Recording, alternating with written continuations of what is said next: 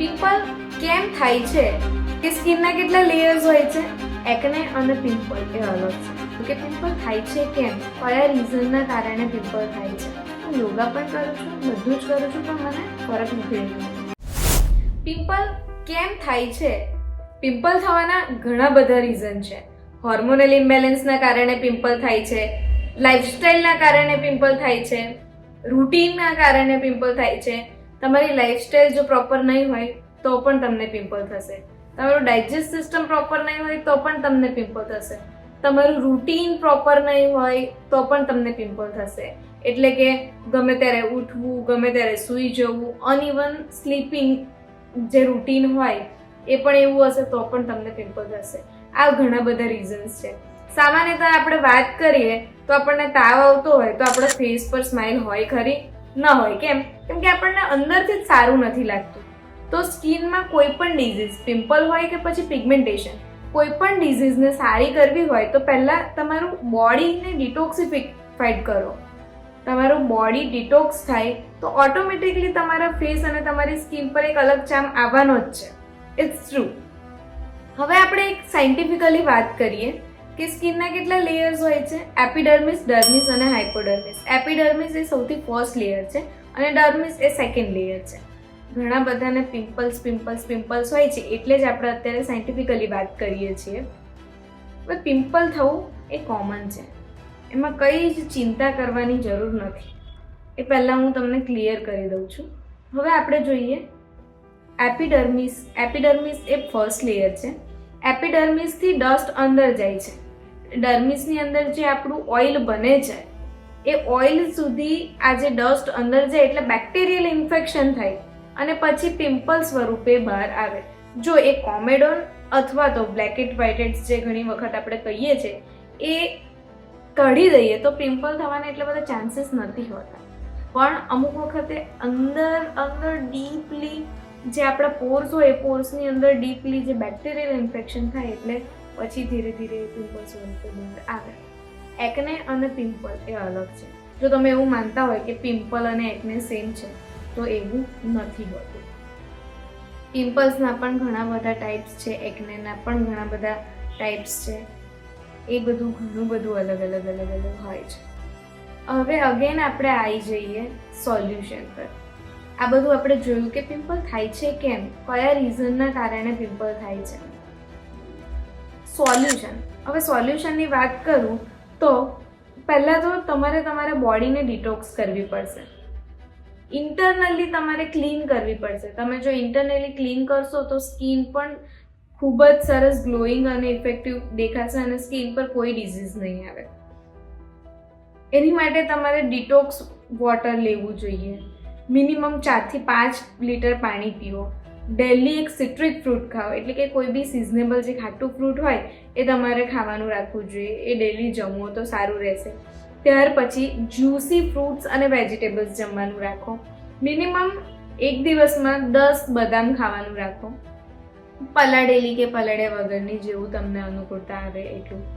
પણ આટલી વસ્તુ તમે કન્ટિન્યુટી રાખો અને જે આપણું રૂટીનનું લંચ અને ડિનર છે એ તો ખરું જ, પણ સાયકલ એ રીતની હોવી જોઈએ કે સવારમાં જ્યારે આપણે બ્રેકફાસ્ટ કરીએ છીએ એ થોડોક હેવી, દેન પછી આપણું લંચ જે પ્રોપર આપણે જમીએ છીએ એ, પણ રાત્રે ડિનર જે છે એ એકદમ લાઇટ હોવું જોઈએ. જો આનું તમે કન્ટિન્યુઅસલી રાખશો તો ડેફિનેટલી તમને ફરક દેખાશે જ. હવે ઘણા બધાને એવી એક્સપેક્ટેશન હોય છે કે મને જલ્દી, હું કરું ને એના 1 વીકમાં જ મને ફરક દેખાવા માંડવો જોઈએ. બધાની સ્કિન અલગ છે, બધાની બોડી અલગ છે, ઇફેક્ટ તમને અલગ રીતના જ દેખાશે. પણ આની કન્ટિન્યુટી તમારે રાખવી જ પડશે. ઘણા બધા મારી પાસે પેશન્ટ્સ આવે છે ને એ કહે છે હું યોગા પણ કરું છું, બધું જ કરું છું, પણ મને ફરક નથી દેખાતો. જ્યારે અમે પૂછવામાં આવે કે કેટલા દિવસથી કરો છો, કોઈ કહે 15 દિવસથી, કોઈ કહે 1 મહિનાથી. પણ આ બધી વસ્તુ કેવી છે, it will take time. Minimum તમારે 90 દિવસ તો આપવા બિલકુલ જરૂરી છે. 90 દિવસ આપશો ત્યારે જ તમને રિઝલ્ટ દેખાશે. આ વસ્તુ હું પણ કહું છું, ડર્મેટ પણ કહેશે અને દરેક વ્યક્તિ તમને કહેશે જ કે 90 દિવસ તો મિનિમમ તમારે આપવા કમ્પલસરી છે. સ્કિન ડિટોક્સ માટે સૌથી સરસ હું તમને રિકમેન્ડ કરીશ સ્કિન ડિટોક્સ પાવડર બ્યુટી રૂમનો છે એ. તમે એને કન્ટિન્યુઅસલી 3 મંથ સુધી, એટલે કે 90 ડેઝ સુધી કન્ટિન્યુ રાખો. પિગમેન્ટેશનમાં પછી પિમ્પલ્સમાં બધામાં તમને રાહત મળશે. કોન્સ્ટિપેશનમાં પણ ઘણા લોકોને પ્રોબ્લેમ હોય છે, એના કારણે પિમ્પલ આવતા હોય છે. હોર્મોનલ ઇમ્બેલેન્સ થતું હોય એના કારણે પિગમેન્ટેશન આવતા હોય છે. આ બધી વસ્તુ જોઈન્ટ છે તમારા બોડી પર, તમારા સ્ટમક પર મેઇનલી. એટલે અંદરથી જો તમારી બોડી ક્લીન નહીં હોય તો ઉપર આવશે. Your skin is just like a mirror. Skin ઉપર કંઈક આવે એટલે આપણને ખબર પડી જાય કે ના, મને મજા નથી. પહેલાં જ મેં તમને કીધું કે તાવ આવે એટલે ફેસ ઉપર સ્માઇલ નથી આવતી.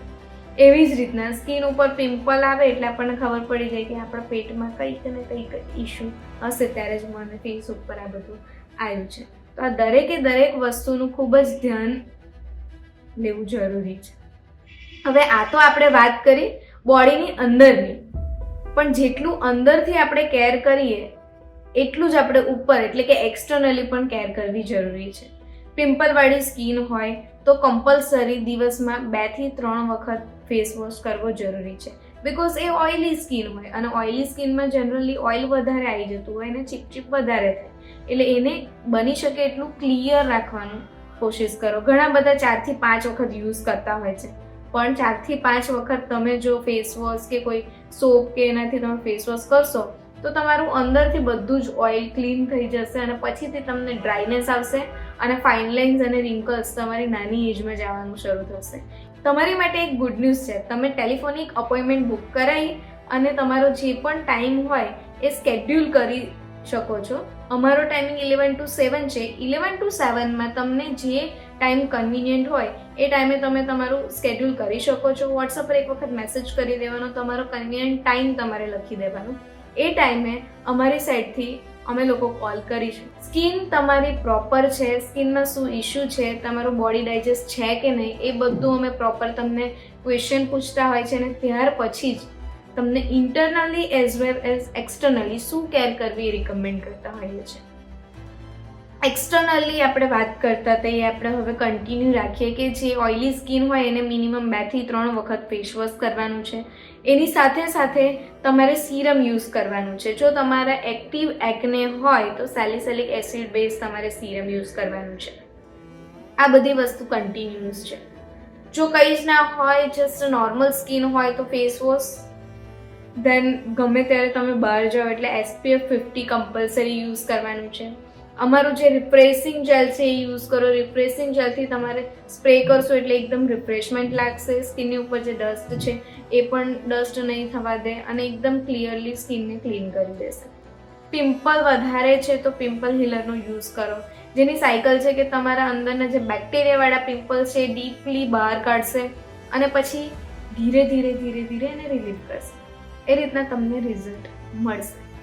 હવે નાના બચ્ચાઓ છે એટલે કે 10 વર્ષથી નીચે, ઘણી બધી વખત 10 વર્ષથી નીચેના બાળકોને બહાર બહુ જ ડસ્ટમાં ફરે એટલે એ લોકોને ફંગસ થઈ જતું હોય છે. એ પણ આપણે કવરઅપ કરીએ તો એ લોકોને તો આપણે દવા કે સિરપ એવું એની કન્ટિન્યુટી રહેતી નથી અને ઘણી વખત એના પણ સાઈડ ઇફેક્ટ થાય છે. એનું આપણે થોડું નેચરલી વર્ક કરીએ. ફક્ત કેસુડાના સોપથી એને 15 દિવસ નવડાવો. ફંગસ એટલે બહારથી જે પણ વસ્તુ એમને ફંગલ ઇન્ફેક્શન થયા હશે એમને રિઝલ્ટ દેખાવા જ મળશે. કેસુડો એક નેચરલ જડીબુટ્ટી તરીકે કામ કરે છે, તો એ ખાસ તમે યુઝ કરાવડાવો. બીજું કંઈ પણ તમને ઇશ્યુ હોય, કંઈ પણ ડિઝીઝ હોય તો તમે નીચે આપેલા નંબર પર કોન્ટેક્ટ કરી શકો છો. આજે જ એવું કહેવાય છે ને કે સ્કિન અચ્છા તો સબ અચ્છા. તમે આજે જ તમારું અપોઇન્ટમેન્ટ બુક કરાવીને પ્રોપર તમારી સ્કિન અકોર્ડિંગ જે રૂટીન ફોલો કરવાનું છે એ કરો, internally as well as externally.